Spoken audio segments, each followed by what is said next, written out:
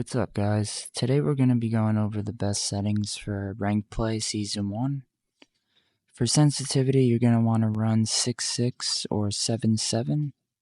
You can go really anywhere from 6 to 10. I feel like 6.6 or 7.7 is a good control sensitivity. Most players in the league run that for a reason. Celium runs 10.7. You know, people who are just different like that, if you want to run a higher sense, you can drop down your ADS multiplier to 0.80, 0.85. For dead zones, you want to come in here. This is all custom and personal preference. And from there, you're going to want to adjust the mins up by 1 until it stops shaking. On the left stick, I like to use 0, as well as some pros use 0, and it's for faster movement, aim assist, strafing, stuff like that. And same thing with the left stick max. Having that lower will help you with your strafing and movement. If you do have really bad stick drift, I would say put it up to 2, the left stick min, or 3, the highest. I know for the right stick, you want to put it up till it stops it. So 3, 4. I know Shotzi and Hydra are on 3. Simp is on 4. I think Celium is on 6. So it's all custom, personal preference to your controller.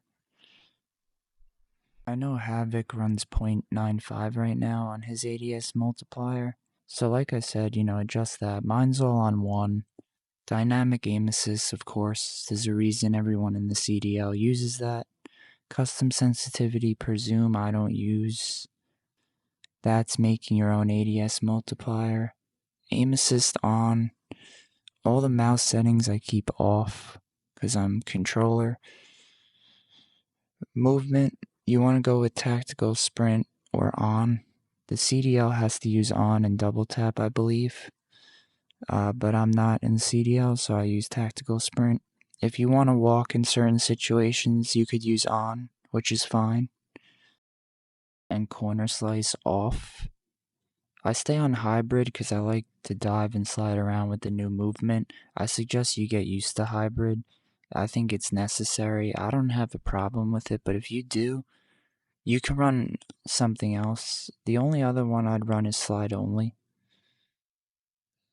Keep sprint restore on, and single tap run or single tap sprint is best. Single tap sprint is a little easier to snake with, but I know single tap run is used most of the time when using auto tac sprint. You could copy those settings down here. Use prioritize body shield so you could take people hostage. Use your ping so you can give your teammates comms. You want to prioritize reload for ranked play and prioritize interact for Warzone. Graphics, you want to go with full screen exclusive or full screen borderless. Choose your monitor and your refresh rate. I'm on 360 Hz. I go with unlimited, 60 and 30 in the background. I've not been crashing on that, so that's what I've left it on. On plus boost, my CPU is higher than my GPU. If it's the other way around, if your GPU is higher, then you want it on. You can set a custom frame limit, but that probably won't help with crashing. It's usually due to internet problems like UPnP and port forwarding, which I'll get into in a later video. Fidelity casts, you want this on. Sometimes other options come up, just turn it off and put it back on, and that fixes it. VRAM 90 or 80, depending on your space. Some computers that are high-end can run normal. Mine can run normal. I still run the lowest settings for the most FPS, especially in ranked. If I'm playing multiplayer or something else, I'll put it on normal. But if I'm playing ranked and I'm really trying to grind, I have it on very low. On-demand texture streaming, you want to keep that on 16. That could help with the crashing. 32 hasn't been a problem for me, but 16 helps. Normal for streaming, low if you don't stream. Everything else is going to be very low or off. When it comes to field of view, this is really important, and it's personal preference like dead zones and sense. You want that all to feel custom and good to you. Anywhere from 100 to 120 is going to be fine. 105 is a good sweet spot, so is 110. I know Scrap runs 97, or he did last year. Most players have settled on 100, like Shotzi, Hydra, Simp. I think Simp's on 105 now. I like 105 as well, and 100. Affected for SMG and AR. If you're a main AR only and you want to go independent, that's okay, but affected is usually what most players are running. You want to keep this on least 50%, least 50%, inverted flashbang on. For audio, you want to keep it on the highest you can go without being too loud. You want to turn off everything else. Keep dialogue on. It's going to tell you what's going on in the game. Effects you want all the way up for footsteps. Your output is going to be your headset, and your input is going to be your microphone. For Xbox and console, I know it's different. You just select your headset and headphone bass boost. I've been running Treyarch mix for now, and that's been working pretty well for me.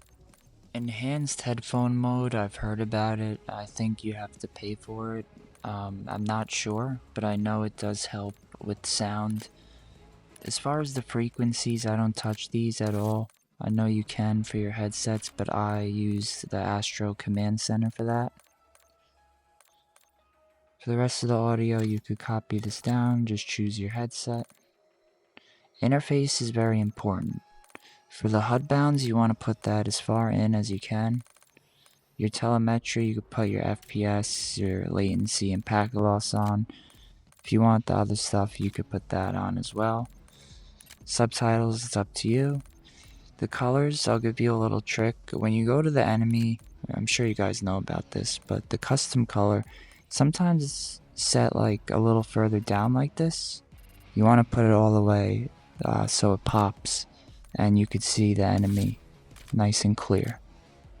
Minimap, mission interface, or magnified. This is the HUD that you want to bring in. I keep a square minimap now instead of round actually. That changed. Static crosshair. You can use larger dot or regular. I like larger. I work on my centering. And for network info, I'm going to get more into that in a later video.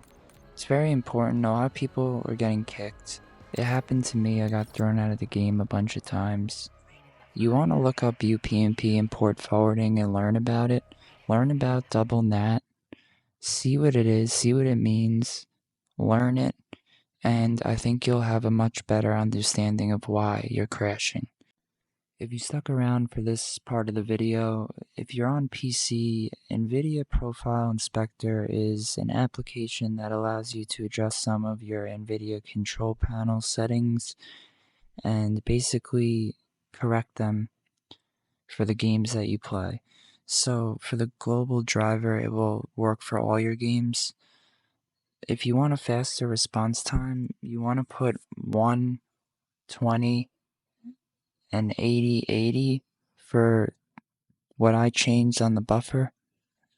That'll help you with your response time. Also, you can enable resize bar in here. So I hope this helps, and I hope that you're able to get better performance with these settings. The final step would be to overclock your controller. Thank you for watching, and I hope you enjoyed the video.